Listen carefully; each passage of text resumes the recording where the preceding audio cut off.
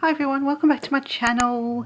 I thought I'd do a really quick video here today using the Kaleidoscope Simon Says stamp embossing folder. It's kind of like a 3D embossing folder, I think. It's quite chunky and yeah, so I've used that and I'll show you each bit as I go.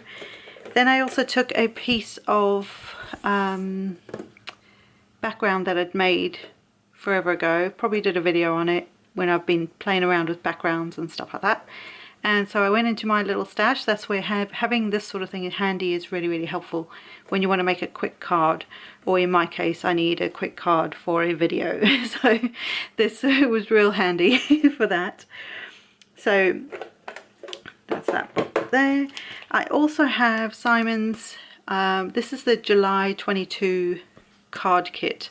And I haven't really played around with this. I did a mixed media piece with this stamp not that long ago as part of a Halloween thing that I got going on.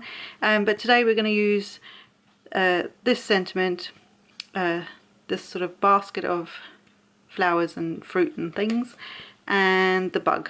I love it. I think it's a bee maybe. And like I said, this is going to be very simple. So that's where having your background's super handy. So what I did, or what I have, is I have a whole bunch, I'm nearly out, which is good, of pre-scored and folded cards. This one happens to be more on the A6 side, so it's 4 1/8 by 5.5. So it's my take on an A2. So I then have a piece of black textured cardstock. This is just slightly smaller, so we'll just layer that on there. She says it does fit, I promise.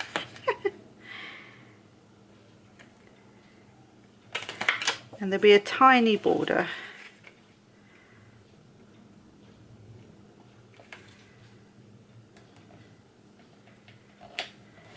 Ish. In fact, can you see that? Let's zoom in. You like the sound effects. Anyway, so with the Kaleidoscope embossing folder and the background, I've taken one of the backgrounds where I did kind of like a ghosting technique with some leaves, a leaf stencil I think it was. Anyway, so although it's kind of subtle on there, you can see that, and again it's just another layer of texture and fun in the background. So I've got all my sticky. I'm gonna have this kind of like an upside down rainbow because why not? And again there's a tiny, oh, it's a little bit squonk, but that's okay, don't tell anyone. There's a tiny little border around here. To be honest, I'd grabbed scraps of cardstock, so they might not be exactly. If you want them exactly that sort of sizing, then I would suggest maybe some rectangle dies. You can get loads of stackable ones that work great.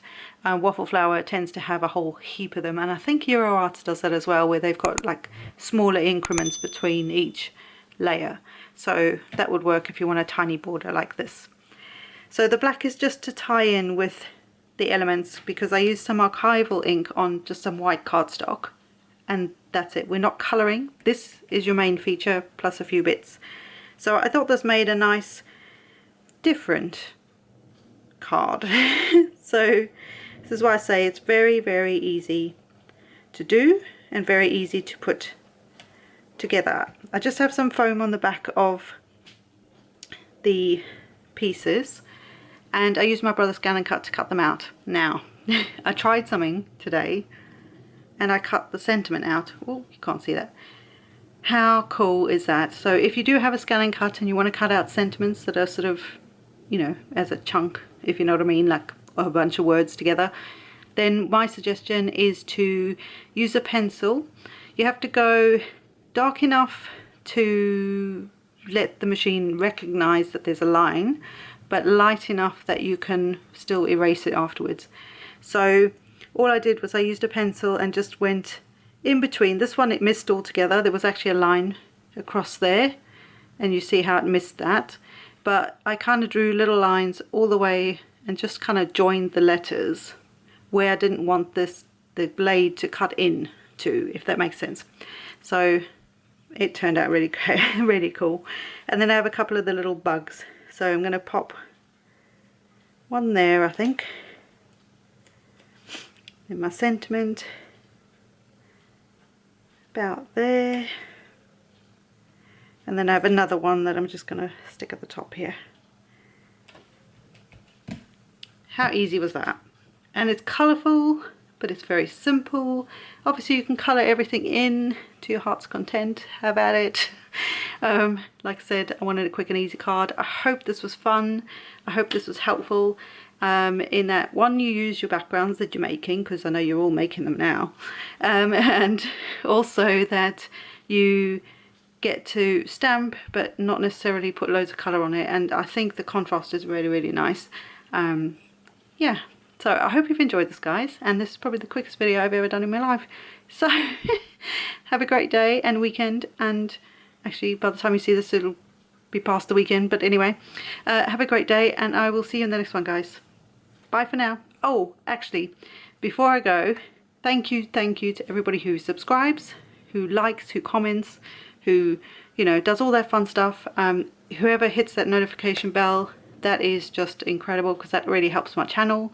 But I also want to say I do a variety of things on here, and you have seen a few more of those things recently, like the mixed media stuff. So let me know in the comments. I'm going to try and spread the love so that I can get different things out there for you all, because some of you prefer card making, some of you like your mixed media, and hopefully I'll get a good mix. But let me know what you guys want me to try and show you on here, and hopefully some of the stuff I'm showing you at the moment is going well. So let me know in the comments, and I will see you next time, guys. Bye.